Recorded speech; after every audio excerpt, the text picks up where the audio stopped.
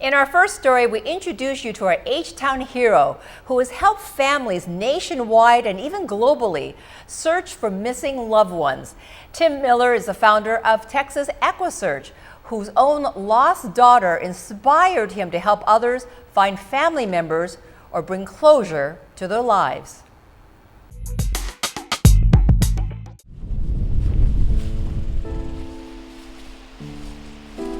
Tim Miller visits this cross in League City, Texas, marking the area where the body of his 16-year-old daughter, Laura, was found after she went missing in 1984. It took 17 months of searching for Laura until she was eventually found. Police determined she had been murdered, but from Laura's death, Texas EquuSearch was born. And I just made a promise to God and to Laura I'd never leave a family alone if there was anything I could do.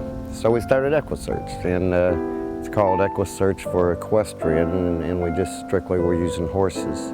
Tim still uses the horses he cares for on his Santa Fe ranch, but he has a lot more help since those early beginnings with volunteers from ATV groups, pilots with helicopters and airplanes, divers, and those with boats. Today, Texas EquuSearch has 490 members in the Houston area and 1,400 nationwide. It ended up that now we've probably got more resources than any law enforcement agency in the country. And the good news about that is it's all free. You know, we've never charged a family, we've never asked law enforcement to help with our expenses. You know, we strictly work off of donations. Now they're getting ready to hook the boat up and take off to Arkansas. And we got two guys that capsized their boat and drowned it up there in the lake. But when we get that phone call and you hear that mother or father's voice on the other end of the phone, I've not been able to say no. After some 12,000 plus cases, including the search for high-profile victims, including Natalie Holloway, Kaylee Anthony, and Brian Reed, the brother of Baltimore Ravens player Ed Reed, Tim says he remains close to the families he has helped.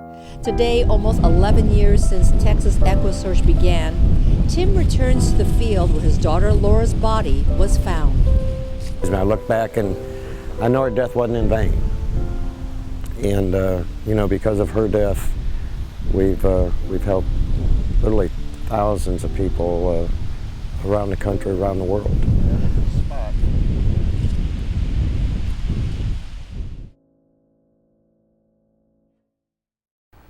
The nonprofit Texas EquuSearch is supported entirely by donations.